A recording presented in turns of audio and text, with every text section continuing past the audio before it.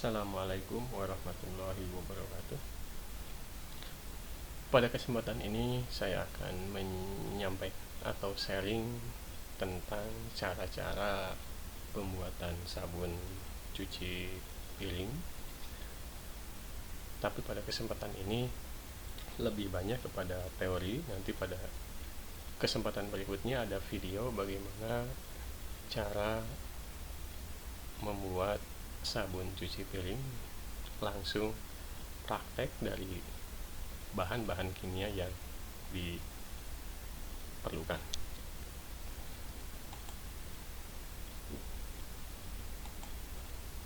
Ya, bahan-bahan yang diperlukan nanti akan disampaikan pada penjelasan kali ini. Sebelum saya sampaikan bagaimana langkah demi langkah pembuatan sabun cuci piring.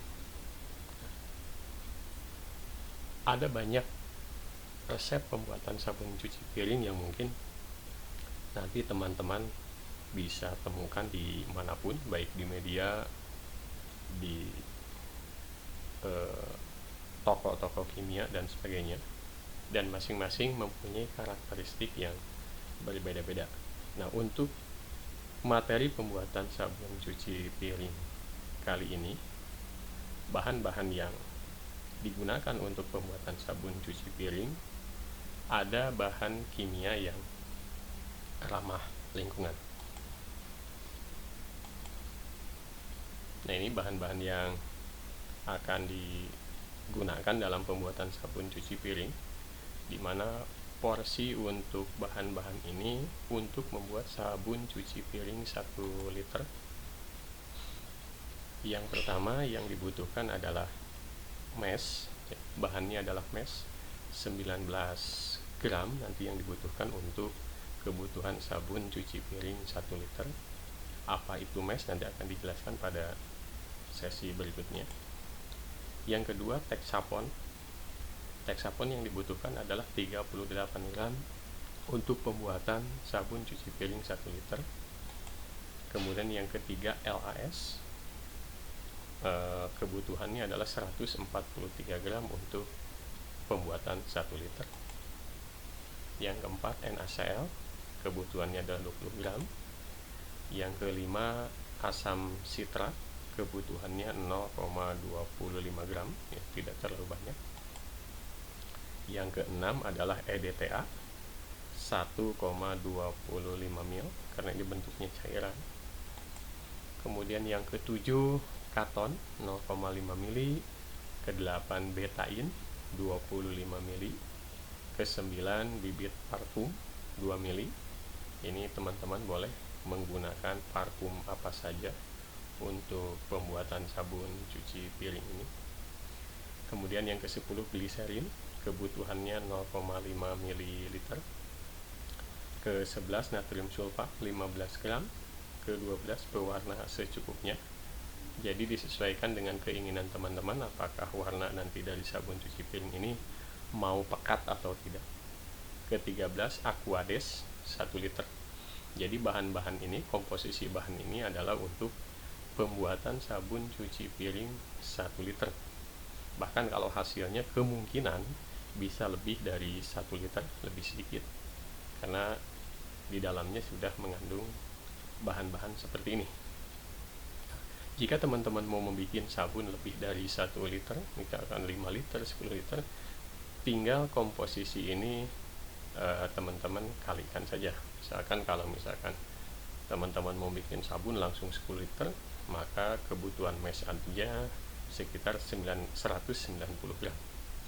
Nah, bahan-bahan seperti ini sebenarnya banyak beredar di toko-toko kimia, baik offline maupun online ya. Cuma ada kalanya tidak ada di semua toko itu lengkap semua ada. Jadi kita harus mencari bahan kimia mungkin di beberapa tempat. Misalkan di satu toko bahan Texapon ada, LAS ada, bisa jadi mesnya yang tidak ada, sehingga kita perlu mengetahui toko kimia mana yang bisa lengkap. Namun jika teman-teman merasa kesulitan untuk mendapatkan bahan-bahan ini, insya Allah bahan-bahan ini saya bisa memfasilitasi teman-teman untuk pengadaannya. Nah, langkah berikutnya kita akan coba mengenal bahan-bahan ini apa sih gitu ya, sekilas saja, karena kita tidak terlalu harus mendalami secara kimiawi ya, secara ilmu kimia, hanya sekedar tahu apa sih MES, apa itu Texapon, apa itu LAS sekilas ya. Jadi kita hanya pengenalan bahan-bahan aja, jangan sampai kita buta sama sekali ketika kita membuat sabun cuci piring. Yang pertama, MES itu ya, istilah kimianya adalah methyl ester sulfonat. Jadi ini satu bahan kimia yang berbasisnya kelapa sawit ya. Jadi ini bahannya bahan kimia nabati. Nah, ada beberapa unggulan kenapa saya menggunakan MES dalam pembuatan sabun cuci piring.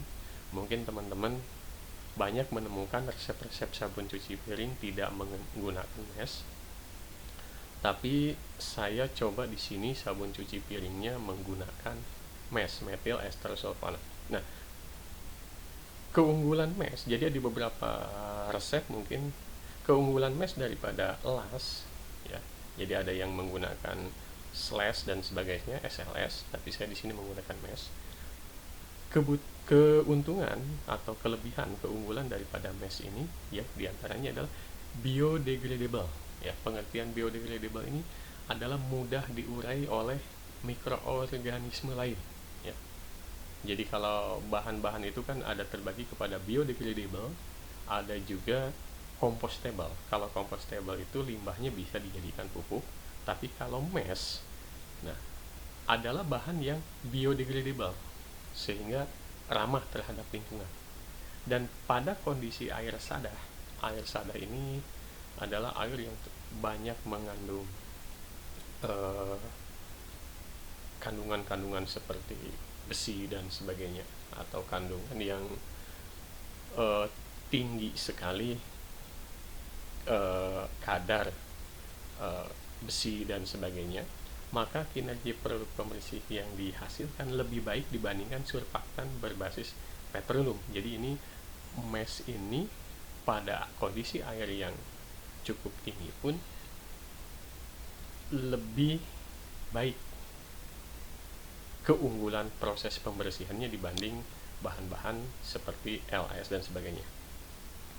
Nah, cuma kelemahannya, sedikit kelemahan dari MES ini sama seperti hanya kalau teman-teman melihat sabun cuci, bukan sabun, melihat minyak sayur, minyak goreng ya, yang berbahan kelapa sawit. Jika minyak itu ditaruh di dalam suhu yang dingin atau lingkungan yang dingin, maka di bagian bawahnya seperti ada endapan putih, tapi tidak jadi masalah, karena ketika nanti ditaruh kembali tempat yang panas, maka endapan yang putih yang sedikit itu bisa kembali mencair. Nah, sabun dengan bahan MES ini sangat cocok. Jadi ada beberapa sekarang yang menggunakan sabun cuci piring menggunakan MES. Ini sangat cocok bagi mereka yang memiliki gaya hidup ramah lingkungan. Jadi bagi teman-teman yang ingin membuat sabun yang ramah lingkungan, saya sarankan sih salah satu bahannya menggunakan MES ya. Itu tadi, pertama ini bisa diurai oleh mikroorganisme, limbahnya itu, limbah sabunnya itu, busanya itu bisa diurai ya.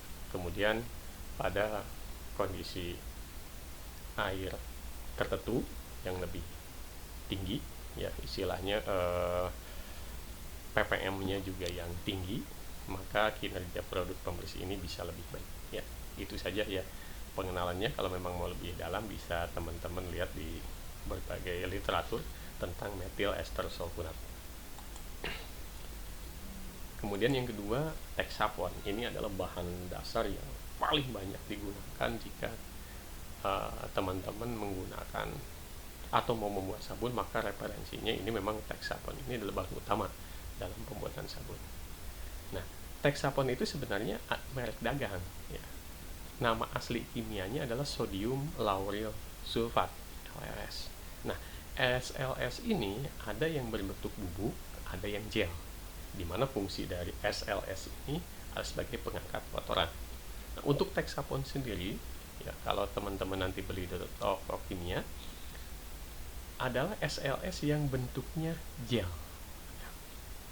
Jadi ada yang bentuk bubuk, ada yang bentuk gel, maka Texapon ini adalah SLS yang bentuknya gel.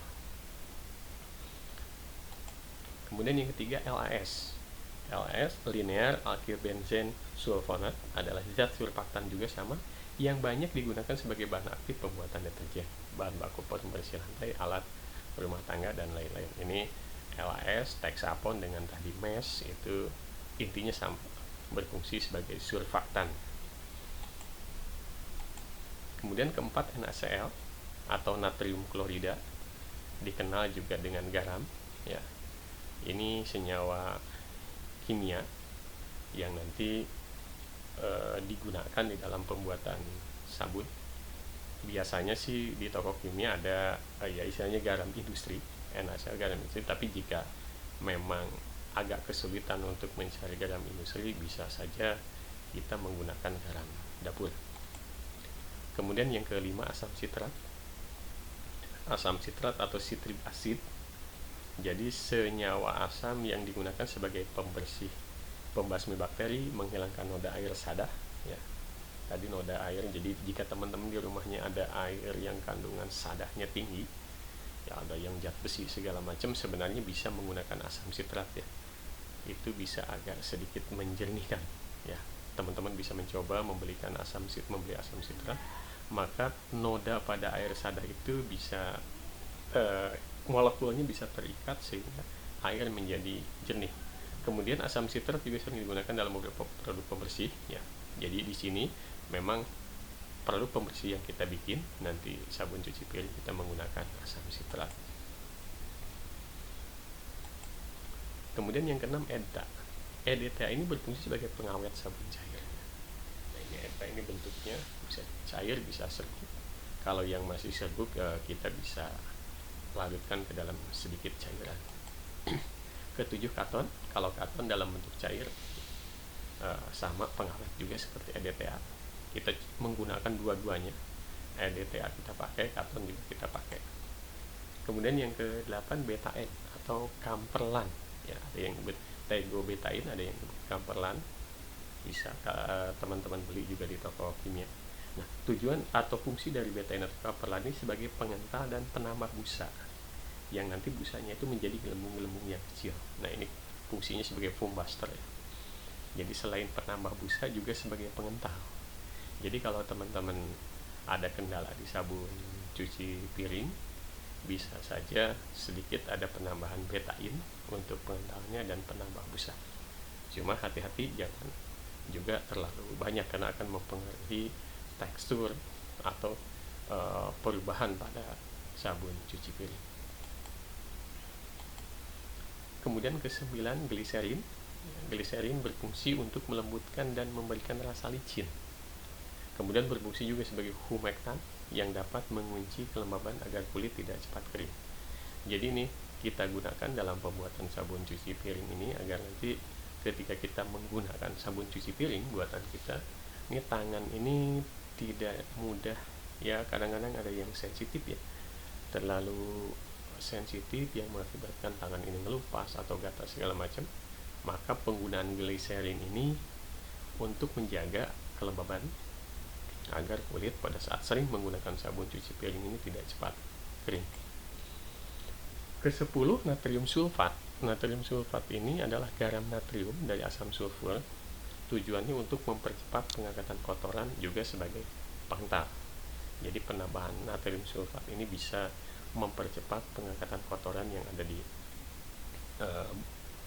barang-barang, atau mungkin kalau deterjen ini dari baju, bisa dari alat-alat rumah tangga. Selain itu juga natrium sulfat bisa berfungsi sebagai pengental dari sabun itu sendiri, ya. Kalau untuk parfum dan pewarna tidak perlu saya jelaskan karena memang sudah paham. Mungkin teman-teman sudah tahu kalau parfumnya teman-teman mau apa, warnanya mau apa, silahkan sesuaikan antara warna dengan parfumnya agar sabun yang teman-teman bikin nanti bisa menarik. Nah, kemudian penjelasan berikutnya adalah langkah-langkah bagaimana sih pembuatan sabun cuci piring tahap demi tahapnya dari bahan-bahan yang tadi disebutkan. Yang pertama, kita bikin adonan pertama atau adonan ke-1. Adonan ke-1 ini teman-teman coba larutkan di dalam satu wadah terpisah ya, larutan mash dengan air hangat secukupnya sampai rata ya. Jadi teman-teman buat di satu wadah pertama ya, tuangkan mash ke dalam wadah itu, kemudian tuangkan air hangat secukupnya sampai rata. Cuma ingat, dalam menuangkan air hangat harus secara bertahap atau sedikit demi sedikit ya. Misalkan 50 ml dulu, 100 ml, aduk dulu sampai mash ini menjadi adonan seperti adonan kue ya. Jangan sampai teman-teman menuangkan air hangat langsung banyak ke dalam mash yang mengakibatkan proses pengadukan atau pelarutannya tidak bisa rata. Nanti teman-teman bisa coba sendiri bagaimana mengaduk mash jika kita menggunakan air secara perlahan atau sedikit demi sedikit. Jadi misalkan begini, tuangkan mash ke dalam wadah, kemudian tuangkan air misalkan 50 ml, kemudian aduk sampai rata, sampai tidak ada lagi yang terpisah atau mash yang masih menggumpal. Terus kalau sudah sedikit larut, tambahkan lagi air hangat, jangan sampai terlalu banyak airnya dulu. Ini akan merepotkan teman-teman pada saat pengadukan mash ya. Insya Allah nanti di dalam video akan saya sampaikan bagaimana cara mengaduk mash. Kemudian yang kedua, teman-teman di wadah yang lain membuat adonan larutan las sama dengan air secukupnya hingga rata. Langkah pengadukan mash dan las ini diusahakan sama ya. Jadi larutkan las dengan air hangat, sama-sama menggunakan air hangat. Kemudian kita bikin adonan ketiga di tempat yang terpisah. Nah, campurkan teksapon dan natrium sulfat. Campurkan dulu teman-teman, kemudian aduk sampai homogen, nantinya berwarna putih kayak susu kental mungkin ya, mirip-mirip susu kental. Campurkan teksapon dan natrium sampai homogen, sampai benar-benar tercampur. Kemudian setelah itu siapkan air sekitar 150 sampai 200 ml dan masukkan air sedikit demi sedikit sambil diaduk sampai mencapai seperti ini ya, 200. Jadi sama ketiga langkah ini, ketika teman-teman nanti mengaduk surfaktan, ini tiga-tiganya ini masuk ke dalam kelompok surfaktan, pada saat pengadukannya jangan langsung menggunakan air yang banyak. Jika misalkan di sini diatur 200 ml, jangan langsung dituangkan 200 ml ke dalam campuran, tapi masukkan air sedikit demi sedikit ya, sampai homogen, sampai bercampur, tambahkan lagi air, sampai bercampur, tambahkan lagi. Jika tidak, maka teman-teman akan kerepotan sendiri dalam mengaduk adonan seperti ini ya. Nanti bisa teman-teman rasakan pada saat praktek. Nah, kemudian di sini pada langkah berikutnya, campurkan adonan 1, 2, dan 3 ke dalam wadah adonan. Jadi setelah masing-masing diaduk, masing-masing bikin adonan, maka ketiga adonan ini campurkan ke dalam satu wadah, kemudian aduk lagi sampai rata, sampai homogen ya. Ketiga adonan ini dicampur di dalam satu wadah, kemudian aduk sampai rata. Bisa saja nanti adonan 1, 2 dimasukkan ke adonan 3, ke dalam adonan 3, atau bagaimanapun teknisnya ya. Yang jelas adonan 1, 2, 3 setelah masing-masing dibikin, campurkan dan kemudian aduk sampai rata. Kemudian selanjutnya, setelah ketiga adonan ini tercampur rata, masukkan air ke dalam adonan sampai hampir penuh ya, sampai airnya kurang lebih 900 ml. Langkahnya diusahakan sama. Jadi memasukkan airnya itu pelan-pelan ya, misalkan per 100 ml masukkan ke dalam adonan, aduk sampai homogen, sampai rata. Setelah aduk, masukkan lagi. Ingat, jangan terburu-buru memasukkan air ke dalam adonan. Resiko atau kerepotannya akan teman-teman rasakan sendiri. Nah, langkah selanjutnya setelah adonan itu tercampur rata dengan kurang lebih tadi 900 ml. Masukkan ENTA yang sudah dilarutkan dengan air secukupnya. Nah, ENTA ini kan tadi masih berbentuk bubuk, tambahkan air sedikit sampai berbentuk larutan cairan ya.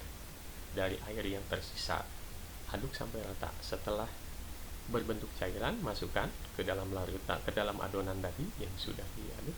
Kemudian aduk sampai rata. Selanjutnya tambahkan asam sitrat. Asam sitrat sendiri ini masih berbentuk bubuk, maka sebelum dicampurkan ke dalam adonan tadi, coba larutkan sedikit dengan air, ya. Kemudian aduk sampai rata. Kemudian masukkan katon, betain, gliserin, bibit aroma, dan pewarna. Aduk sampai rata. Ada baiknya bisa saja nanti katon, betain, gliserin, bibit aroma, dan pewarna dicampur dulu dalam satu wadah. Setelah itu masuk ke sini, atau bisa juga langsung masing-masing. Katon langsung masukin ke adonan, betain masukin, gliserin, bibit aroma, dan pewarna. Kemudian aduk sampai rata. Nah, setelah ini selesai, NaCl tadi larutkan dengan air secukupnya. Jadi jangan sampai NaCl langsung ke adonan, larutkan NaCl dengan air secukupnya sampai rata. Nah, kemudian tuangkan ke dalam adonan. Jika dianggap belum kental, nanti tambahkan lagi larutan NaCl. Jadi larutan NaCl-nya sendiri jangan langsung sekaligus dimasukkan ke dalam adonan, tapi tambahkan secara bertahap hingga sabun yang kita buat ini dianggap cukup kekentalannya ya. Nanti kalau sudah cukup kentalnya, stop ya. Karena apa? Karena kalau misalkan kekentalannya sudah cukup, kemudian kita tambahkan lagi larutan NaCl, ada kemungkinan pada titik jemu tertentu maka sabun ini akan kembali encer. Jadi kalau garamnya nanti lebih banyak, bukan makin kental, bisa jadi akan kembali encer. Ini yang harus kita hati-hati. Jadi kalau misalkan sabun yang kita buat ini sudah kita anggap cukup kental, maka larutan NaCl walaupun masih tersisa, ada baiknya kita stop. Karena ingat, kandungan di dalam NaCl kalau kita menggunakan garam kimia mungkin akan berbeda kandungannya dengan garam dapur, sehingga ini akan mempengaruhi kekentalan dari sabun itu sendiri. Demikian langkah-langkahnya, ini secara teoritis ya. Nanti kita akan juga siapkan video bagaimana langkah-langkah pembuatan sabun cuci piring, langsung praktek dari mulai persiapan bahan sampai dengan sabun itu jadi ya. Masukkan ya, masukkan larutan NaCl ke dalam adonan, aduk sampai rata. Jadi larutan NaCl ini masukkan ke dalam adonan, aduk sampai rata ya. Maka setelah selesai, sebenarnya ini belum siap dikemas. Jadi kalau sudah rata, sabun ini masih ada busanya, diistirahatkan sekitar 4-6 jam. Setelah sabun cuci piring ini bening ya, kelihatan hijaunya, hijau sudah tidak ada gelembung-gelembung busa, maka sabun cuci piring siap dikemas ya. Jadi demikian langkah-langkah pembuatan sabun cuci piring ya. Nanti kita akan siapkan videonya untuk praktek bagaimana bahan-bahan ini kita buat menjadi sebuah sabun cuci piring.